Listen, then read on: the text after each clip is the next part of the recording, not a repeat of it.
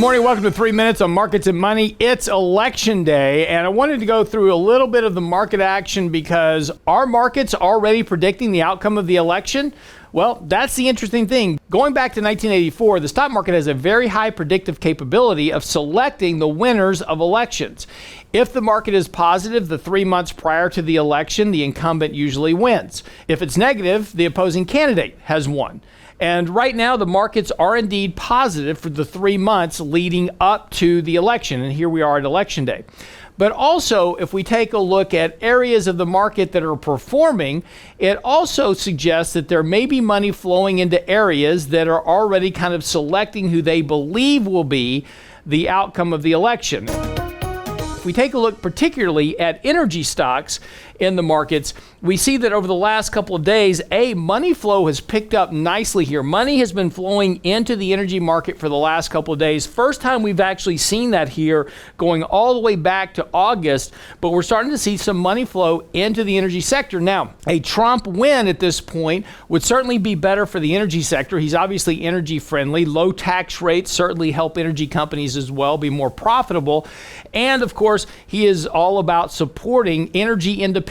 So the markets have been making some bets over the last couple of days that suggest they're already predicting the winner of this election. Also, if we take a look at the basic material sector, we're also seeing a sharp rally in basic materials over the last couple of days. Now, this would be also in line with expectations of infrastructure spending, which this is one of Trump's big plans, of course. Lower tax rates benefit international companies that are involved in basic materials, the imports and exports. The same thing goes on with industrial stocks as well, also seeing an uptick here. Lower tax rates beneficial to them also as, again, they deal on an international basis. So when competing on prices, lower tax rates help them become more competitive.